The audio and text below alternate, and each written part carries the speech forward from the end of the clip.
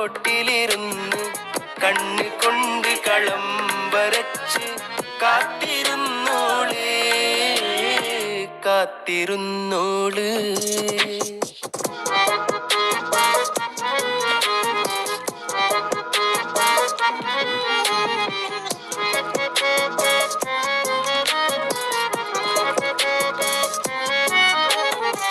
കണ്ടു ചേർത്ത കിനാവും കോർത്ത് പണ്ട് പാടിയ പാട്ടും ചേർത്ത് പണ്ട് പാടിയ പാട്ടും.